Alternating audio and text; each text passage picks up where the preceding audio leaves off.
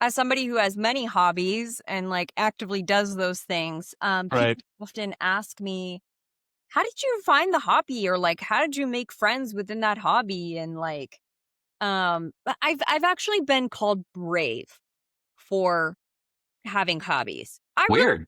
struggled with that one for a hot minute, but I think it's because, a lot of people are maybe raised with, like how am I gonna phrase this?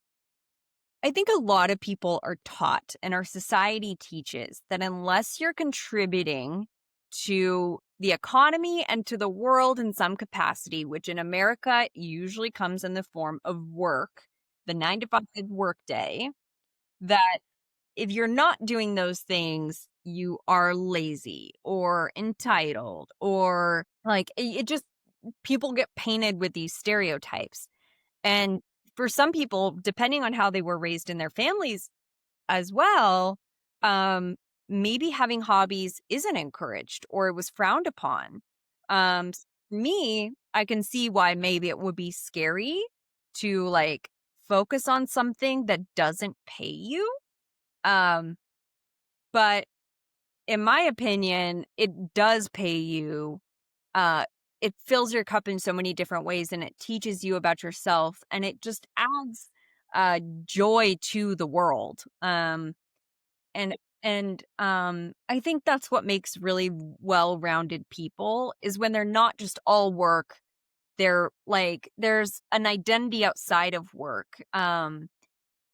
And it's that true self that, like, the person who's not the title, the person who's not just, like, whatever their hobby is, but the person behind all of the different masks that we wear from day to day, um, that is, like, glowing and happy and just, like, happy to experience life. And I will say for me, like, being unemployed sucks. It's not fun. It's definitely boring. It definitely weighs on you, but having hobbies kind of makes it feel like I'm still worth it and doing something, and that is good For for your sure. health. Yeah, I agree. I think, one of the things about hobbies that's so powerful is it positively recharges you in so many different ways. And one of the things that I'm actually surprised that we haven't talked about as much on the show is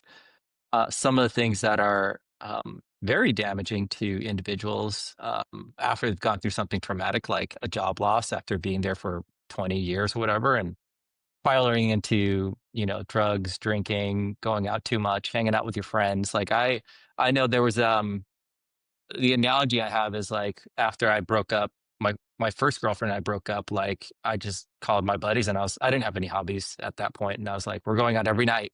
Doesn't matter if it's this Tuesday, we're going out, even if there's only two people at the club, we're gonna be there. And, to me in my head, it's that same mentality where if you don't have these positive outlets and you don't put in the time to recognize what they are and identify them, you could very well like spiral into, very dangerous habits that's hard to get out of because that's your only coping mechanism.